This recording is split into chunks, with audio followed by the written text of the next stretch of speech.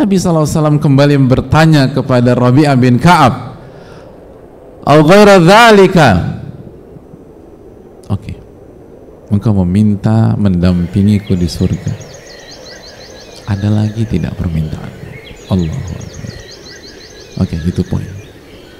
Sekarang, apakah ada lagi keinginanmu? Karena Nabi SAW tahu sahabatnya ini miskin. Sahabatnya Nabi SAW ini membutuhkan. Rabi'ah bukan orang kaya. Rabi'ah nggak punya rumah. Rabi'ah nggak punya akses dunia. Maka beliau sallallahu alaihi wasallam kembali membuka kesempatan buat Rabi'ah untuk meminta hajat beliau ketika beliau hidup di dunia ini. Au ghairu dzalika? Apalagi yang Anda minta? Lagi-lagi ketika pintu dunia itu ditutup oleh Rabi'ah, pintu dunia itu kembali dibuka di hadapannya untuk kedua kalinya. Mau minta apa lagi Rabi'ah? Apa jawab Rabi'ah, hadirin? Dan apa jawaban kita kalau kita di posisi Rabi'ah bin Ka'ab? Kita akan berpikir mungkin bahwa inilah saat yang tepat untuk meminta dunia. Kenapa? Karena ini jawaban untuk pertanyaan kedua. Maka inilah waktu yang tepat untuk minta dunia. Setelah kita minta akhirat,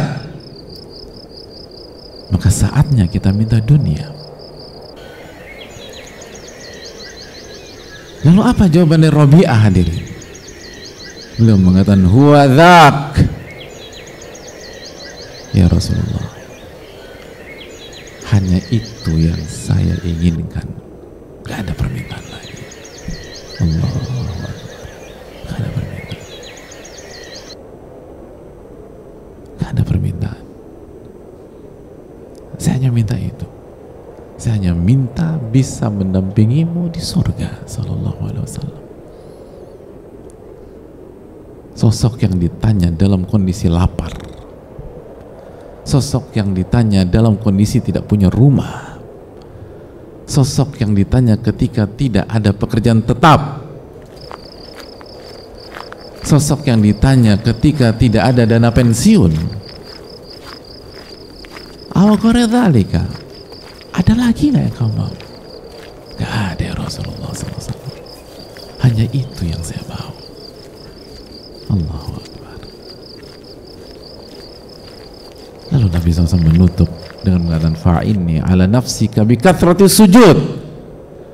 Kalau demikian, maka tolong bantu aku memperjuangkan dirimu dengan memperbanyak sholat dan sujud.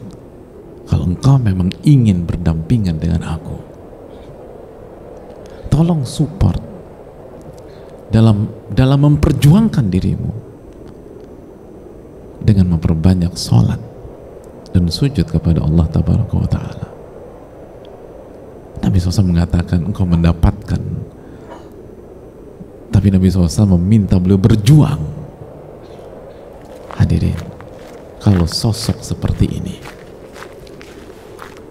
ketika dunia ada di hadapannya dan halal, bukan haram, hadirin, beliau punya kesempatan meraih dunia dengan cara yang halal, lalu beliau tidak ambil kesempatan tersebut, masih diminta Nabi SAW untuk berjuang, untuk sholat, untuk berpuasa, untuk beribadah, untuk bertakarub kepada Allah Subhanahu wa Ta'ala.